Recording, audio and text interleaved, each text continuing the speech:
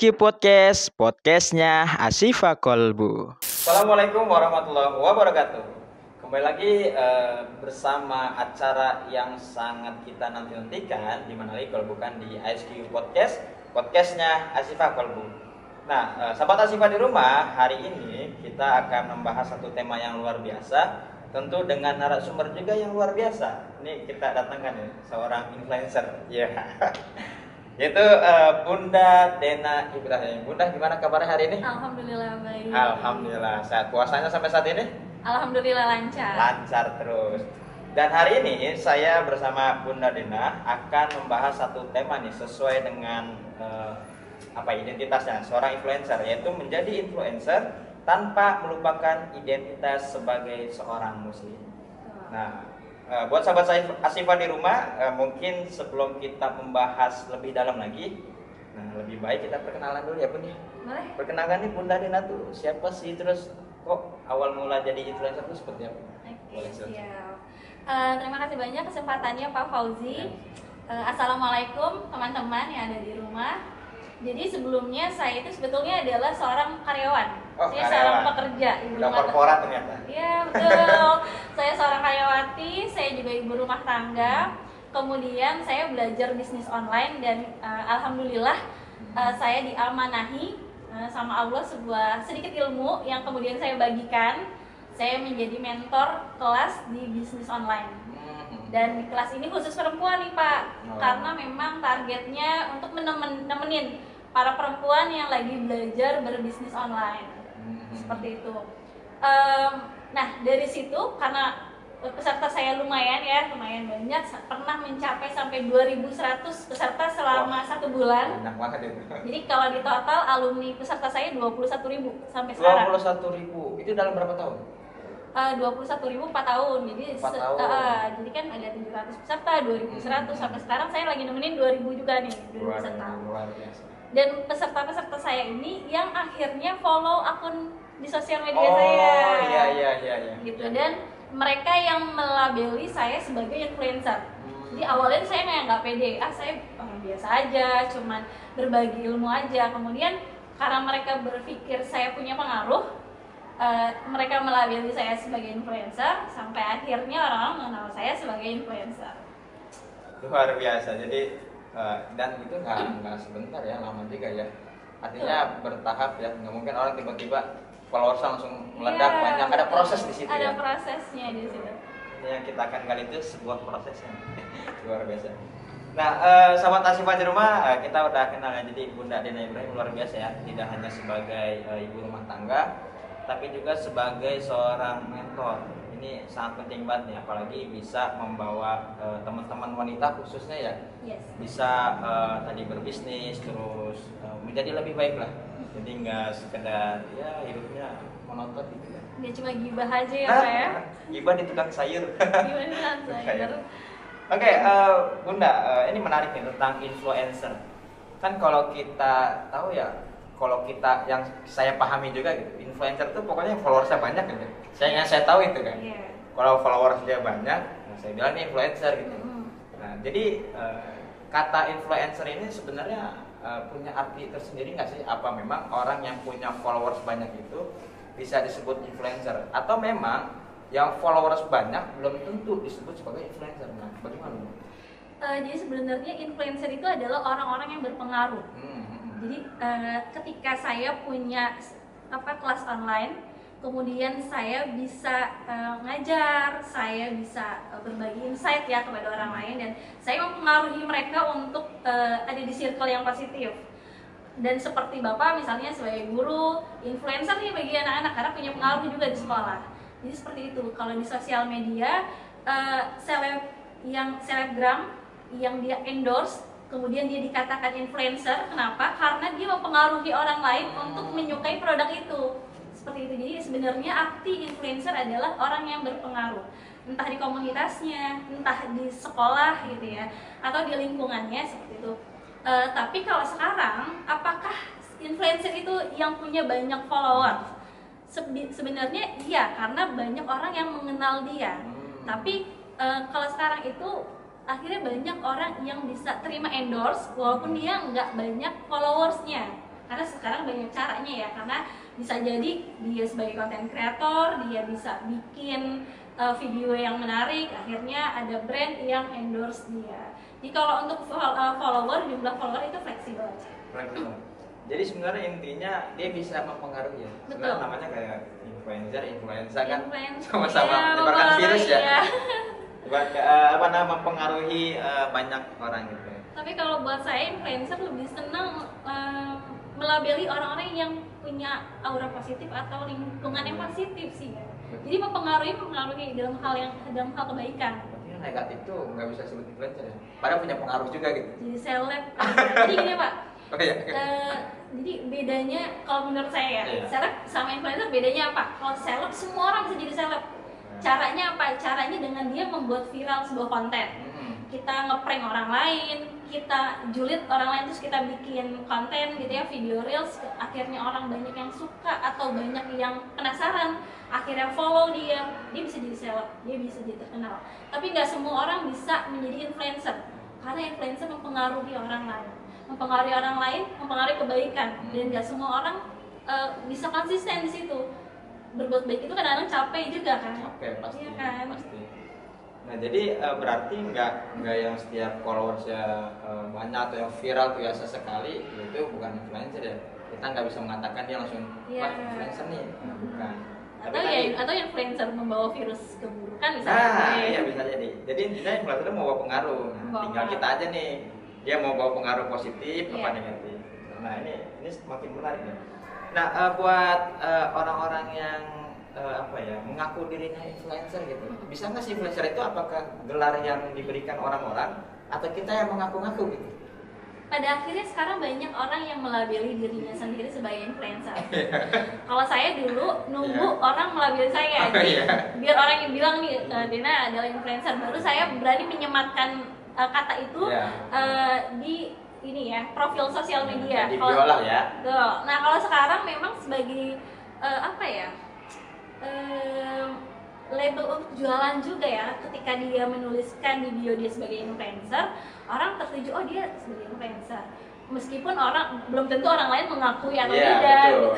Karena kita mengakui bukan diakui. Iya gitu. Betul.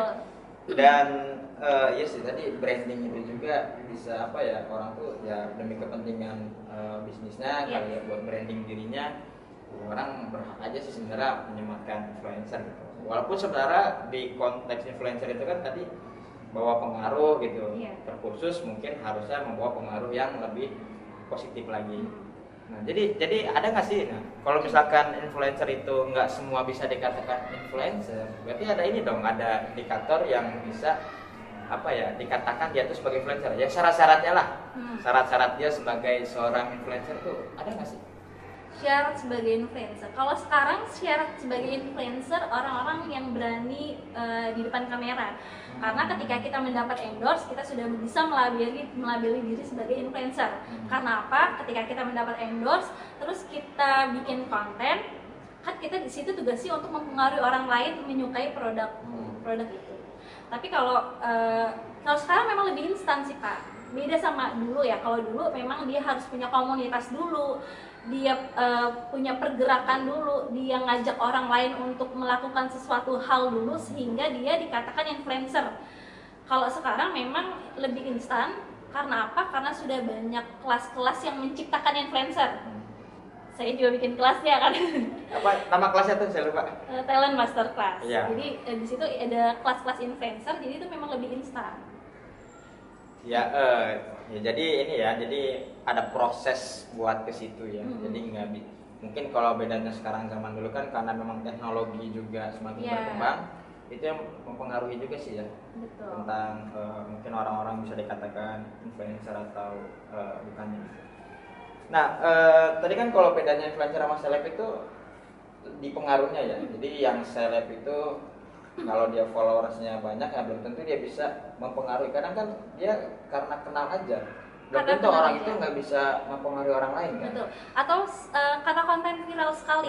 Ketika dia bikin konten ngeprank, akhirnya viral, kemudian banyak orang berbondong-bondong mencari akunnya dia karena penasaran, terus follow. Nah setelah itu ya orang biasa aja karena memang dia bukan siapa-siapa dan tidak punya pengaruh apa-apa, kemudian orang ninggalin. Ya kadang-kadang kita itu udah terlanjur follow terus lupa unfollow gitu kan, jadi tapi dia followernya tetap banyak gitu. Betul. Nah ini menarik nih. Kenapa gitu ya? Jadi karena memang itu sudah apa ya terjadi ya di kita akhir-akhir ini. Jadi orang-orang yang viral itu, orang-orang pengen cepat terkenal tuh ya bikin sesuatu yang cepat viral juga gitu. Nah itulah yang akhirnya banyak anak-anak tuh yang cita-citanya jadi YouTuber, jadi artis, jadi selebgram gitu.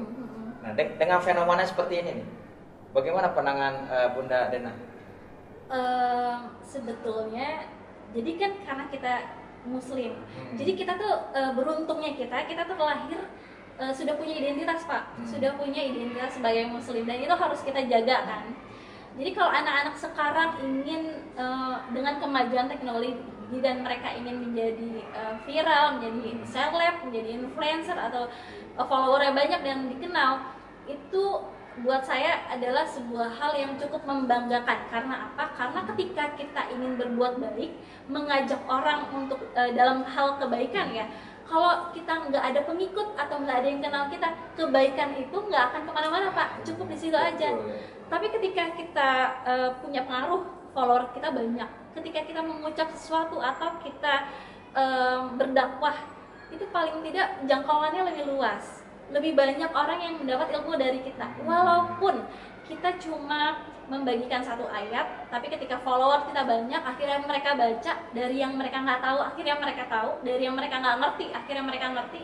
Atau ketika mereka masih ada di circle yang kurang baik dan mereka melihat kita sebagai Muslim dengan sosok yang baik, orang yang sedang memantaskan diri, akhirnya mereka ikut nih karena pengaruh sama kita.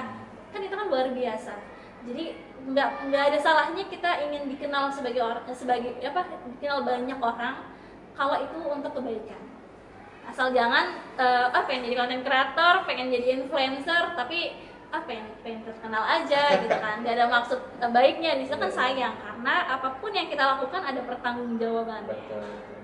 Nah intinya jadi terkenal tuh nggak salah ya, pengen jadi terkenal tuh nggak salah ya. Nggak salah, justru Cuma tadi iya. jangan lupakan identitas kita. Betul. Apalagi kita sebagai seorang Muslim, jangan lupa nih sama identitas sebagai seorang Muslim. Kalau kita cita-cita tadi jadi selebgram, jadi YouTuber, it's okay, nggak masalah gitu. Yang penting tidak melupakan identitas kita sebagai Muslim. Itu jadi sarana dakwah ya. Jadi sarana dakwah. Nah itu kan bisa kita kemas dakwah kita yang bisa diterima banyak orang gitu. Iya. Nah, kalau followers banyak kan orangnya beda-beda ya, Bun. Yang dirasain gimana? Orangnya beda-beda karakter. Tapi gini sih Pak, tergantung kita nih. Karena setiap influencer atau dia pokoknya setiap sosok pasti punya keunikan sendiri. Kalau saya dikenalnya sama orang-orang, kan awalnya saya sebelum di Instagram, saya di Facebook lebih dikenal di Facebook. Dengan motivator lah kayaknya di Facebook. Iya, saya itu menghindari tulisan-tulisan yang lebih banyak mengeluh atau ujaran kebencian. Dan orang-orang sudah ngeh. Jadi kalau orang follower lama saya itu pasti tahu, oh Dena Ibrahim seperti ini orangnya. Nah dari keunikan kita itu, dari personal branding kita itu, akhirnya orang-orang yang sefrekuensi lah yang dekat. Dan alhamdulillah sampai saat ini saya belum pernah yang ngerasain amit-amit sih, maksudnya alhamdulillah belum pernah ngerasain yang namanya dihujat sama netizen. Karena apa? Karena saya pikir mereka adalah orang-orang sefrekuensi dengan saya yang memang dikirimkan sama Allah. Jadi kalau kita mau berkumpul dengan orang-orang yang sama-sama memantaskan diri, ya kitanya juga harus memantaskan diri. Itu dia intinya. Nah, penasaran ya dengan hujatan netizen, karena kan belum pernah ya. Tapi sebenarnya udah siap loh. mungkin ini ya karena sudut pandang kali ya. Mungkin ada yang menghujat. Ada. Cuma karena sudut pandang saya, oh bukan hujatan, ini biasa aja. Oh gitu. Berarti tergantung kita merespon ya. Betul. Jadi orang tua saya bilang seperti ini. Kita itu dihisap bukan karena orang lain memperlakukan kita, tapi cara kita merespon perlakuan orang lain terhadap kita seperti itu. Jadi kita mau dihujat, mau gimana-gimanain, nah itu tergantung sudut pandang kita dan cara merespon kita. Iya. Tapi kadang kalau yang kritik mah suka ada ya. Pernah nggak sih yang ada yang kritik atau kata-kata kata-kata yang nggak bagus lah gitu selama jadi influencer gitu? Alhamdulillah belum. Oh belum ya. Jadi gini Pak, saya tuh punya tim. Yep. Dari awal saya mendirikan komunitas, saya membangun tim. Di situ saya udah pakem dan saya punya akad. Saya nggak mau bekerja sama dengan orang-orang yang suka membuli. Toxic lah ya gitu. Iya betul. Dan kemudian tim saya itu yang akhirnya ngejagain saya. Oh iya, masya Allah. Betul. Ada malaikatnya ternyata. Jadi ya betul Pak. Jadi seperti ini. Manusiawi ya kalau kadang-kadang kita tuh sebel gitu Ya, kan. Ada perasaan pasti. sedih, mau ngeluh. Tapi sebelum saya posting, biasanya saya minta koreksi. Tim ada yang koreksi tulisan saya. Nah itu makanya kalau Bapak lihat saya di Facebook atau Instagram itu tulisan saya udah lolos redaksi. Mereka atau belum seperti itu.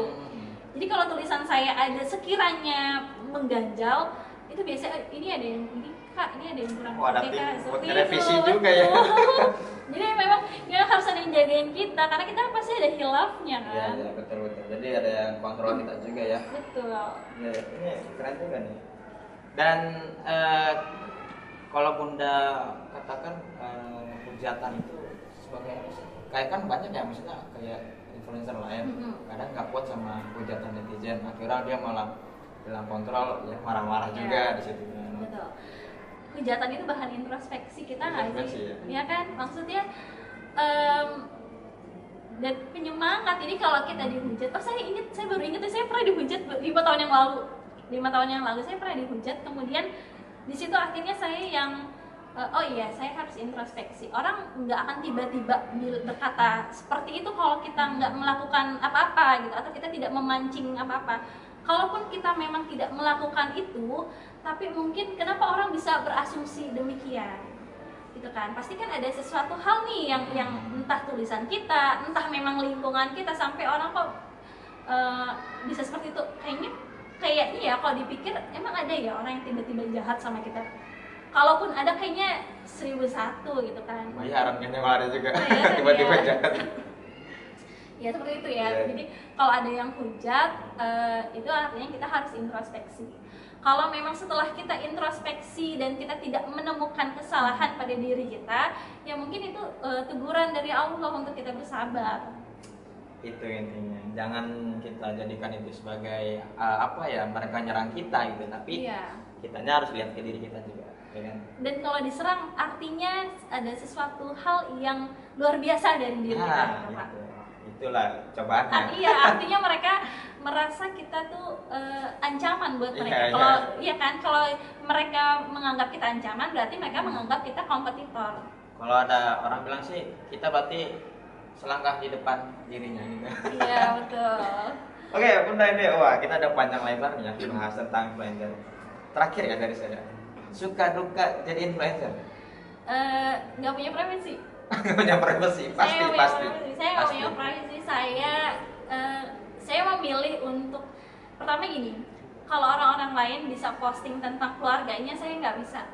Walaupun memang tidak ada hukumnya tidak boleh ya di sosial media, tapi cukup saya aja yang orang banyak lihat. Saya membiarkan suami saya bekerja, bergaul sesuka hatinya dia, maksudnya bukan sesuka hati, maksudnya lebih leluasa. Saya membiarkan anak saya berteman dengan siapa aja tanpa embel-embel, oh ibunya si ini adalah selebgram gitu. Saya ya kan, saya membiarkan itu karena nggak punya privasi itu ternyata nggak enak ya. Saya ada kalanya kan kita sedih, pengen juga nih nulis atau pengen kasih emoji kalau kita lagi sedih, tapi nggak bisa karena kalau kita sedih atau kita mengeluh dan orang lain lihat, energi negatifnya akan tertular.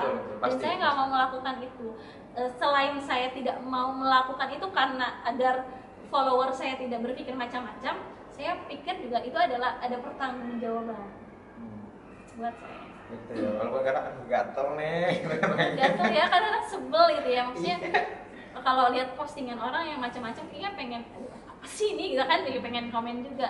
Tapi ya itu ketika ada orang lihat komen saya yang macam-macam, pasti nanti mereka berbondong-bondong akan lihat akun sosial media saya. Terus kalau ada keluarga saya di situ, saya nggak rela kalau keluarga saya juga ikut di hujat atau orang-orang berasumsi jelek tentang suami saya, tentang anak saya misalnya. Tapi itu bagian dari resiko sih sebenarnya. Kadang kita kalau mengidolakan seseorang juga pasti kita take profil juga gitu. Iya betul. Nggak mungkin kita nggak sampai segitunya kan. Nah, pasti itu. Ini juga kalau adik-adik di rumah ya, teman-teman di rumah ingin jadi influencer, nah itu Pak harus menjaga rekam jejak digitalnya ya. Karena ada rekaman itu kan. Dan mulai dari sekarang kalau menjadi influencer harus menjaga diri, jaga nama baik keluarga, jaga nama baik diri sendiri, kemudian juga nama baik agama kita. Kita sebagai muslim ada identitas. Itu dia, menjadi influencer tanpa melupakan identitas sebagai seorang muslim. Oke, sahabat Asifah di rumah, kita udah panjang lebar nih ngobrol dengan Bunda Dena Ibrahim nih, luar biasa ya ilmunya kita dapat. Jadi buat teman-teman yang mau jadi influencer nanti biar nggak kaget lagi gitu. Oke, Bunda, terakhir buat sahabat Asifah mungkin kata-kata motivasi penyemangat buat teman-teman. Siapapun bisa jadi influencer, jangan berpikir, aduh saya kulitnya warnanya seperti ini, atau saya postur badannya seperti ini, saya nggak punya ilmu. Jangan berpikiran seperti itu. Siapapun bisa jadi influencer, apalagi kita sebagai muslim. Karena kita sebagai muslim, kita sudah punya identitas itu, tinggal dimaksimalkan aja. Teman-teman nggak perlu berpikir apakah harus jadi ustadz dulu untuk jadi influencer yang punya identitas muslim atau muslimah. Tidak, teman-teman cukup menjaga diri, teman-teman cukup menjaga nama baik keluarga, agama, dan nama baik sekolah. Siapapun bisa jadi influencer, asalkan itu kita ingat bahwa segala sesuatu ada pertanggungjawabannya. Menjadi influencer bukan tenar-tenaran, tapi menjadi influencer adalah bukti bahwa kamu bisa mempengaruhi orang lain untuk menjadi orang-orang yang lebih baik. Seperti itu. Intinya tetap menjadi manusia yang bermanfaat gitu. Oke, Bunda Dena, terima kasih atas kehadirannya di ISQ Podcast. Mudah-mudahan tahun depan sini lagi ya. Ini udah yang kedua kalinya. Ya, alhamdulillah. Oke, buat sahabat Asifah di rumah mungkin itu aja nih untuk podcast hari ini. Mudah-mudahan bermanfaat dan jangan lupa dan ketinggalan buat nonton episode yang lainnya. Jangan sampai ketinggalan juga. Mungkin saya Fauzi Andrian dan Bunda Neda pamit undur diri. Sekian, wassalamualaikum warahmatullahi wabarakatuh.